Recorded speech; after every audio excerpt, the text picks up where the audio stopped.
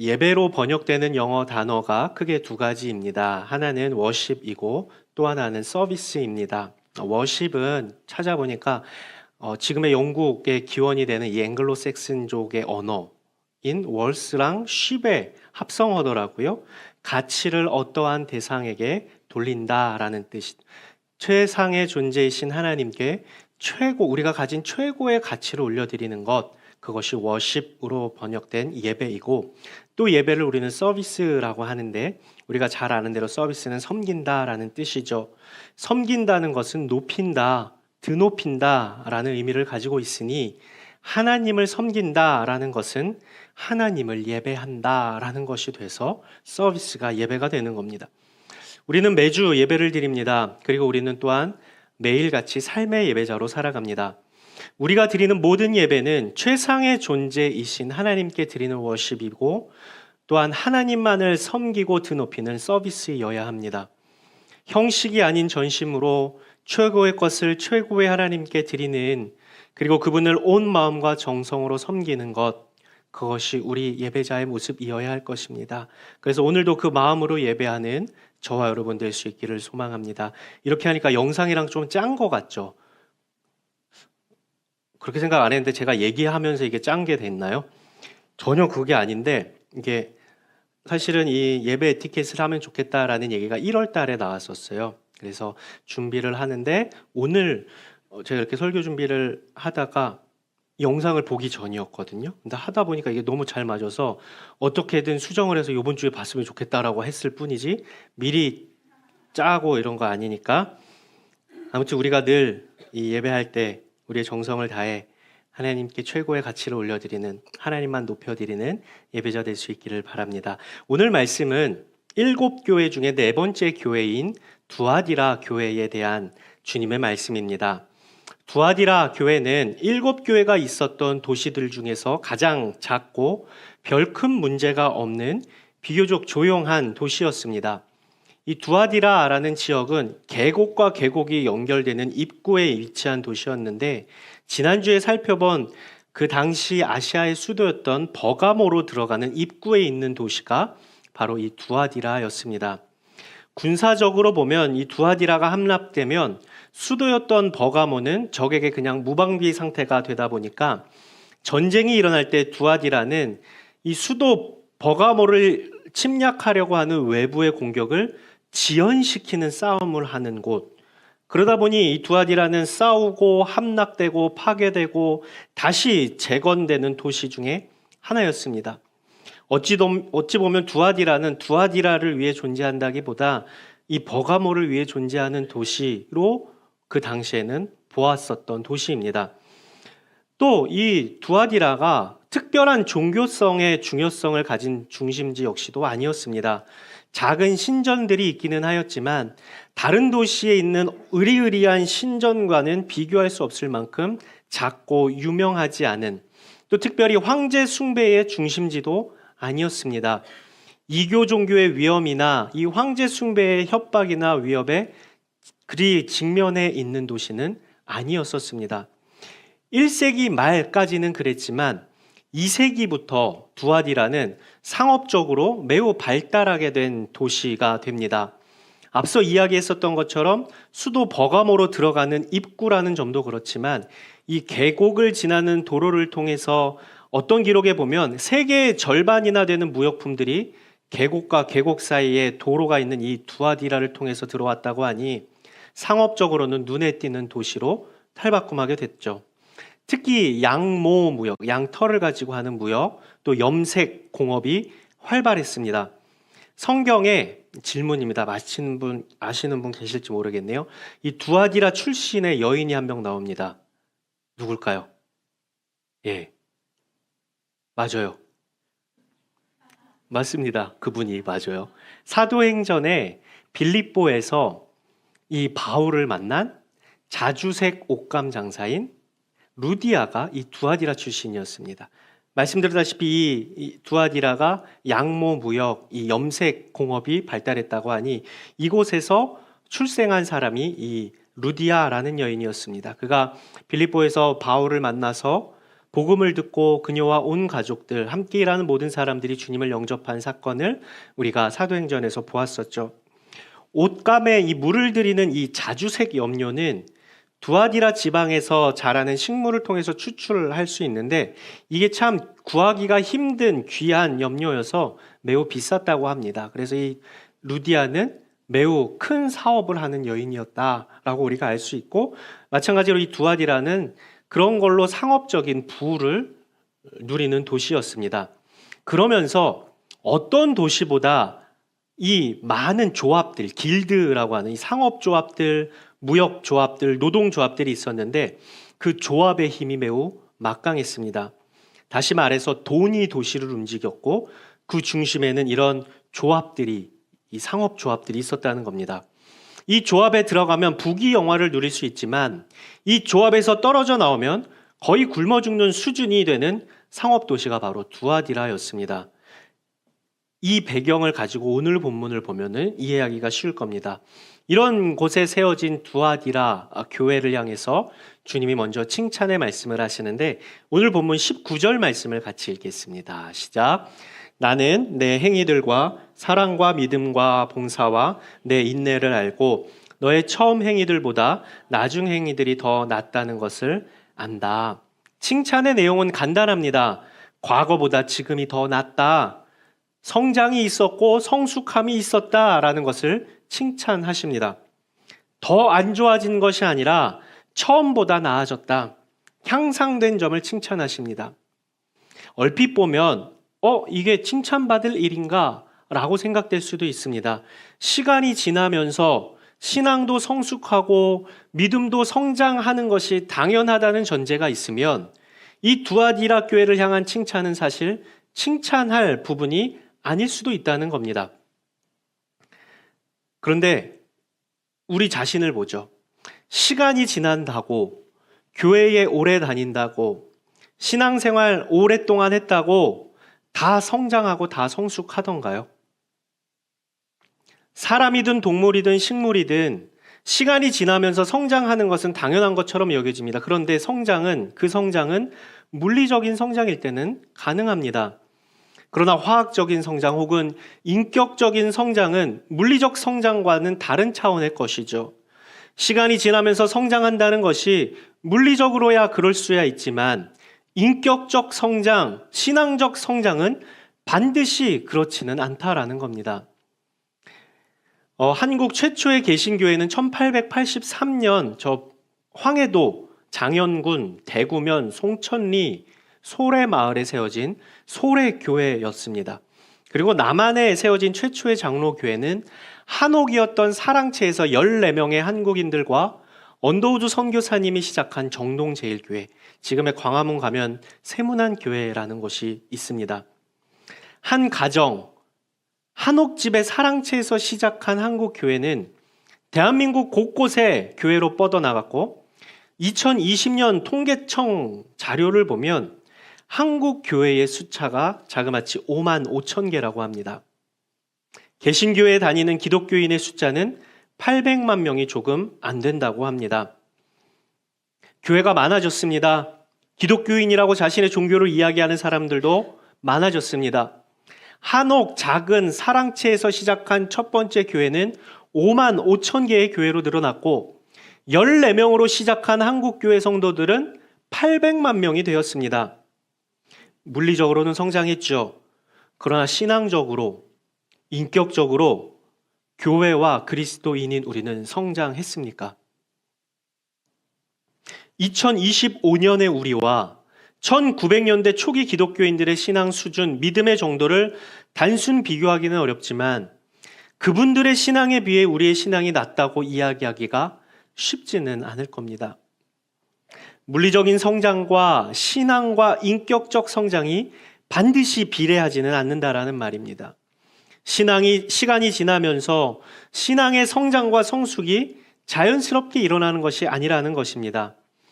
제가 새가족분들을 만나다 보면 예수님을 처음 만난 감동과 감격에 교회를 사랑하고 이 모양 저 모양의 헌신과 섬김을 하지만 다 그렇다는 건 아니에요. 교회를 오래 다닐수록 그 처음의 열정과 헌신의 마음이 점점 줄어드는 것을 가끔 보게 됩니다. 첫 예배의 감격, 예수님을 만난 첫 마음이 시간이 지나며 흐릿해지는 게 부끄럽지만 우리네 모습이라는 겁니다.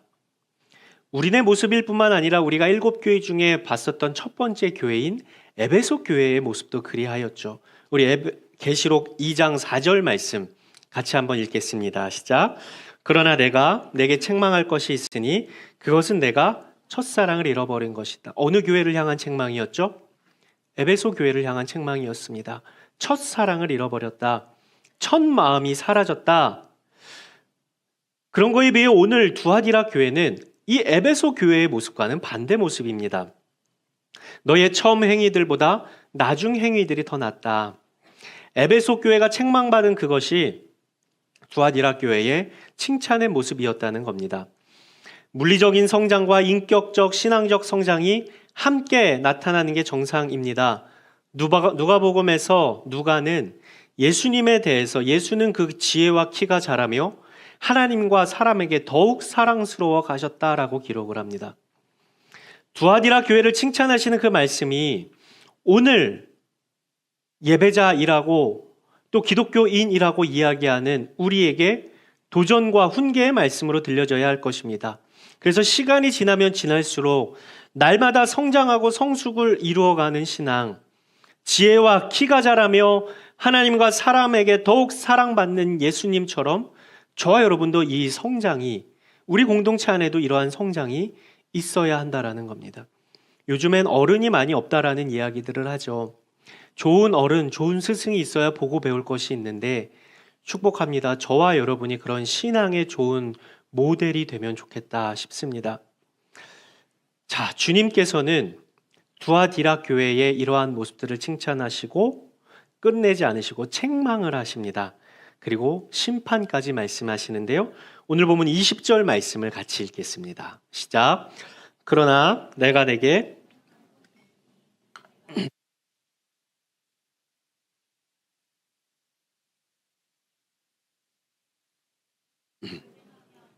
우상에게 바쳐진 음식을 먹게 했다.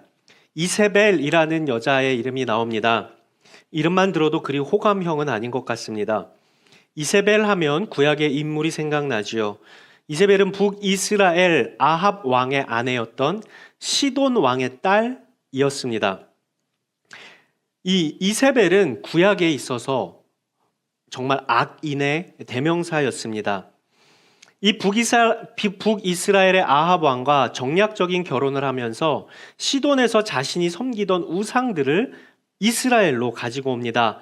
바알과 아스타롯이 그녀가 수입해온, 가져온 신들이었습니다. 그녀가 들여온 이방 신들은 하나님을 이스라엘이 예배하는 것을, 하나님을 섬기는 것을, 하나님께 제사하는 것을 더럽히게 되었습니다. 뿐만 아니라 그녀는 여호와 하나님의 예언자들을 죽였고 우리가 잘 아는 엘리야를 박해하기도 했습니다. 이 이세벨을 두아디라 교회가 용납하였음을 책망하십니다. 사실 1000년이라는 기간이 있으니 이 이세벨이 계시록에 나온 이세벨은 아닐 겁니다. 이세벨이라는 사람이 그와 동류의 사람 혹은 그런 사상이다라고 이해를 할 수 있을 것 같아요. 구약의 이세벨이 하나님을 향한 이스라엘의 제사와 예배를 변질시키고 믿음을 타락시킨 것처럼 두아디라 교회의 예배를 변질시키고 믿음을 타락시키는 그런 이세벨을 교회가 용납하였음을 주님께서는 책망하십니다. 구약에서 음란하다, 음란을 행하다, 음행을 행하다라는 의미는 이 육적인 의미는 물론이고 하나님 아닌 다른 것을 섬긴다, 우상을 섬긴다라는 영적인 의미로 음행한다, 음란을 행한다. 그래서 우리가 잘 아는 호세아 선지자가 음란한 여인과 결혼하라는 하나님의 명령을 받고 그 여인과 결혼을 하죠. 그 모습은 이스라엘의 모습을 보여주는 것이었습니다.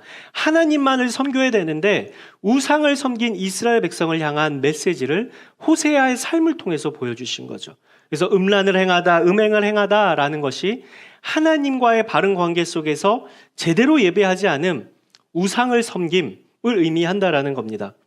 그래서 이스라엘이 하나님 앞에서 음행을 행했다라고 할 때 반드시 구약에서 뒤따라오는 말씀이 하나님께 마땅히 드려야 할 제사를 바르게 드리지 않았다라는 평가였습니다. 제사장들의 죄악, 백성들의 죄악을 말할 때 하나님께 드려야 할 제사를 바르게 드리지 않았다. 이게 하나님 앞에 음란한 행위를 하였다라는 겁니다. 오늘 본문에서도 마찬가지입니다. 이세벨이라는 여자가 두아디라 교회에 들어와 교회로 하여금 음행을 하게 하고 우상에게 바쳐진 음식을 먹게 했다고 하니 하나님께 드려야 할 예배가 변질되게 했고 대신 우상에게 마음과 몸과 삶을 빼앗기게 했다라는 겁니다. 이 이세벨이라는 여자가. 그래서 주님 말씀하시죠. 21절에서 23절까지의 말씀도 같이 읽겠습니다. 시작. 내가 그 여자에게 회개할 기회를 주었지만 그 여자는 음행을 회개하려 하지 않았다. 보라, 내가 그 여자를 병생에 던질 것이며 그 여자와 더불어 간음하는 사람들도 그 여자의 행위에서 돌이키지 않으면 큰 환란에 던질 것이다. 또 내가 그 여자의 자녀들을 사망으로 죽일 것이다. 그러면 모든 교회가 내가 생각과 마음을 살피는 이임을 알게 될 것이다. 내가 너희의 행위대로 각 사람에게 갚아주겠다. 주님 어미 이세벨을 심판하시겠다 말씀하십니다. 자, 다시 처음에 이야기했었던 거 생각해 보죠. 예배를 의미하는 영어 단어 두 개가 있다고 말씀드렸습니다. 하나는 워십이고 하나는 서비스입니다. 여기서 서비스에 대해서 생각해 볼 겁니다. 서비스는 예배이면서 동시에 섬김으로도 번역할 수 있습니다. 그러면 다시 생각해 볼 게 있는데 주님께서 두아디라 교회를 칭찬하신 말씀이 있었어요. 19절 말씀을 우리 다시 한번 읽어보죠. 19절입니다. 시작.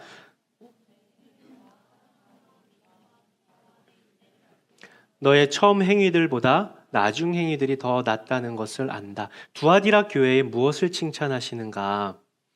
행위를 칭찬하셨습니다. 너의 처음 행위들보다 나중 행위들이 더 낫다는 것을 안다. 잘했다라는 거죠. 그러면 여기서 행위는 무엇일까?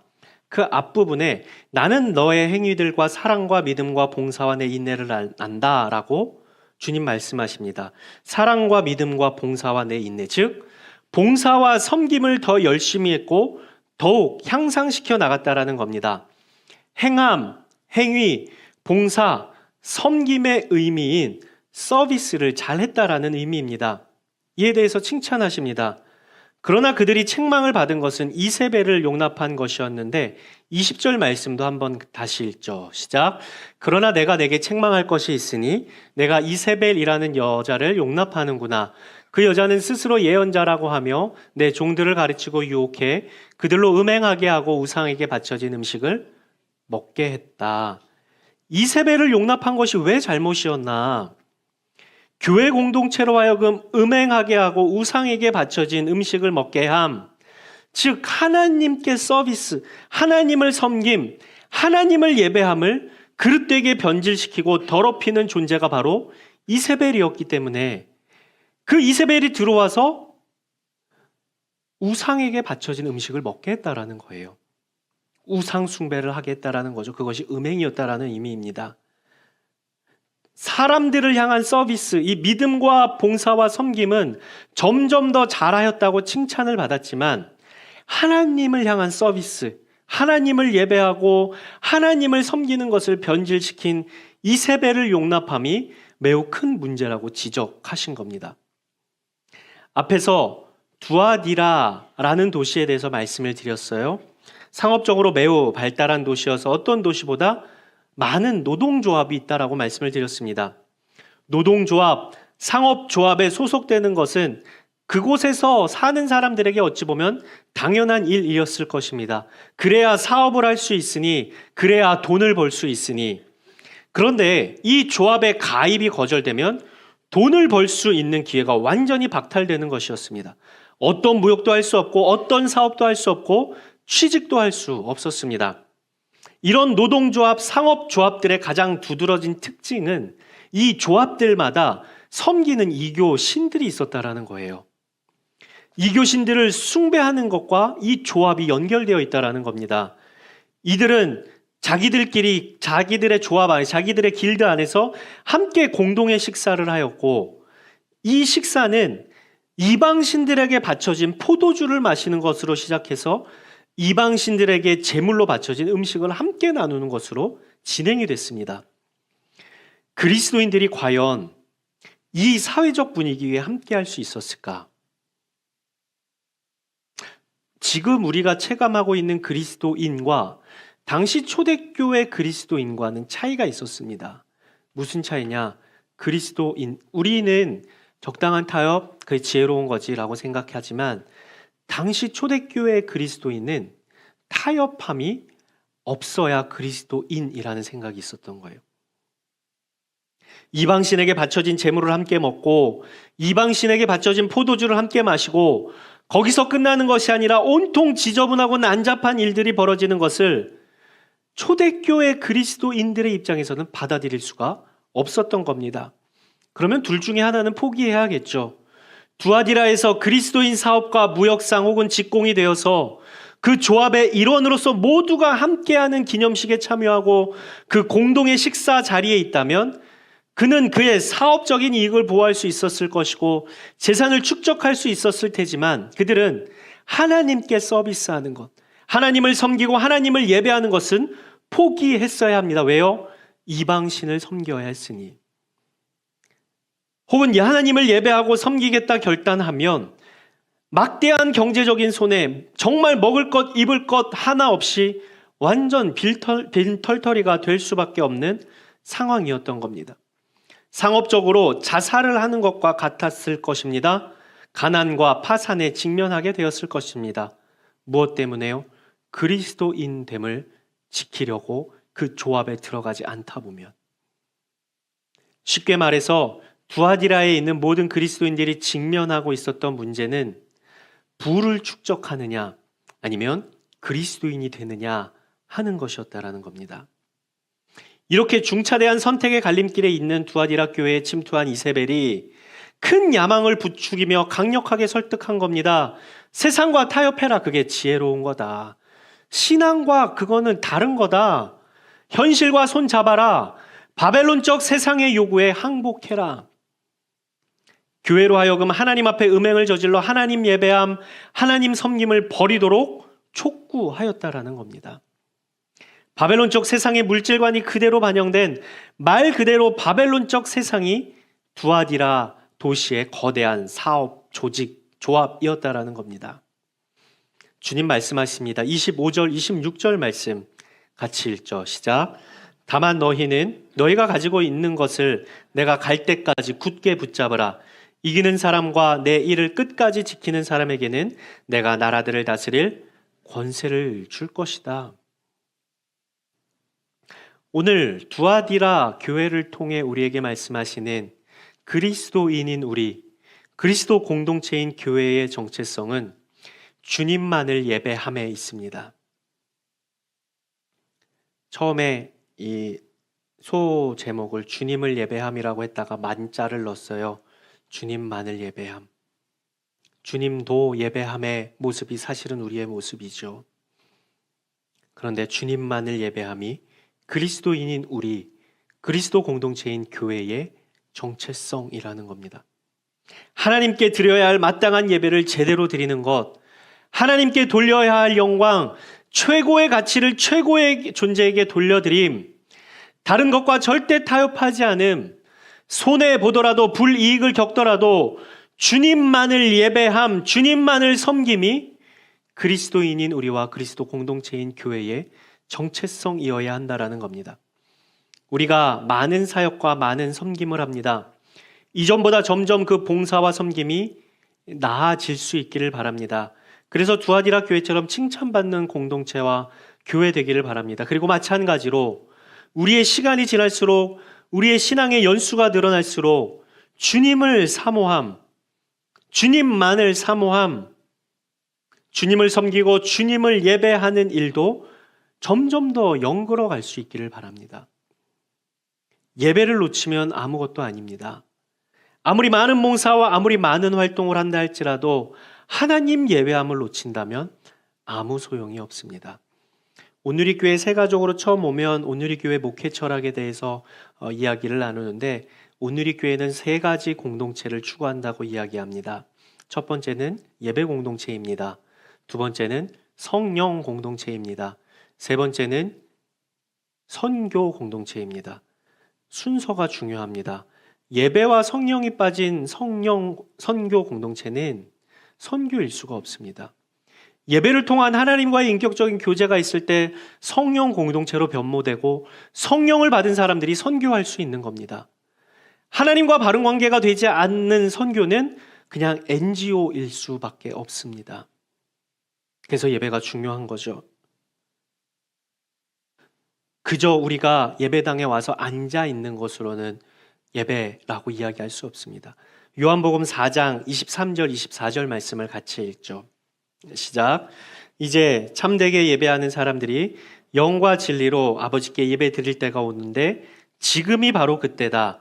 아버지께서는 이렇게 예배 드리는 사람들을 찾고 계신다. 하나님은 영이시니 하나님께 예배 드리는 사람은 영과 진리로 예배 드려야 한다. 영과 진리로 드리는 예배, 몸만 와 있는 게 아니라 몸이라도 와주셔서는 감사합니다. 몸이라도 와야죠. 와서 영과 진리로 예배할 수 있으면 더 좋겠습니다. 몸만 와 있는 것이 아니라 영과 진리로 드리는 예배, 우리에게 구원을 허락하신 하나님의 은혜에 대한 마땅한 반응. 물에 빠져 죽어가는데 누가 구해줬어요. 목숨을 구해주면 우리가 가만히 있을 수 있습니까?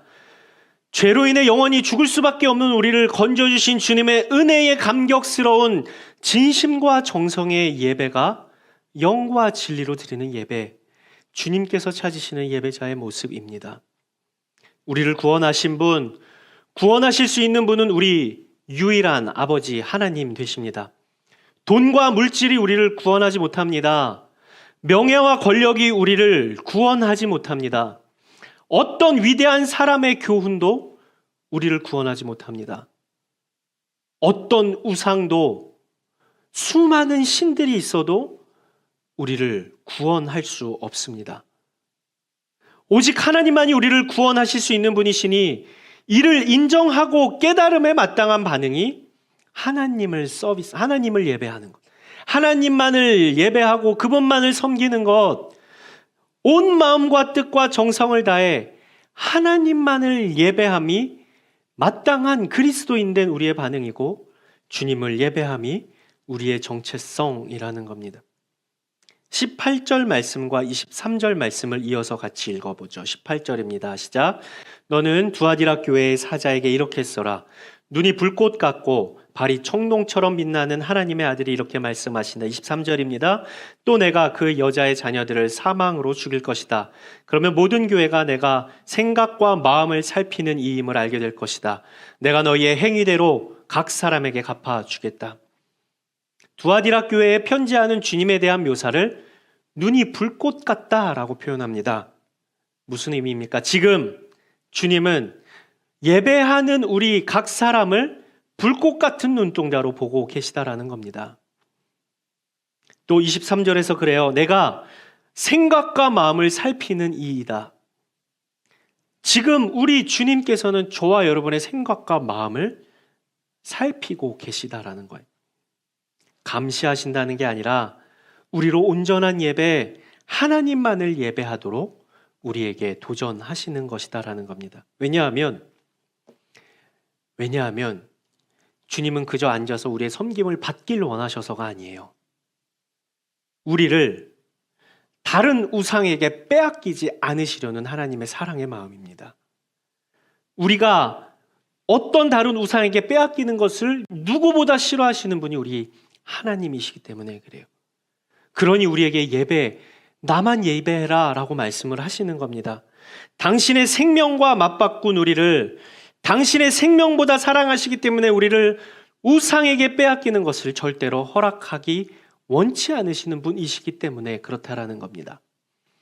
제가 어디서 본 기가 막힌 표현인데 한번 같이 읽으면 좋겠습니다. 시작.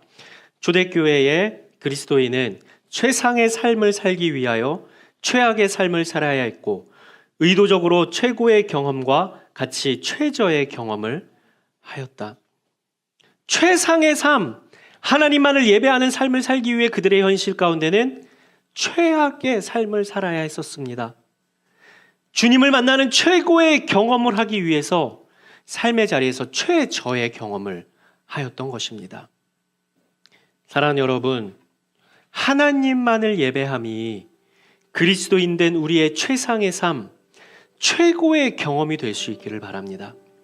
최악의 삶, 최저의 삶을 경험하게 되더라도 하나님을 예배하는 것, 주님을 섬기는 것을 절대로 포기하지 않는 저와 여러분 될 수 있기를 바랍니다.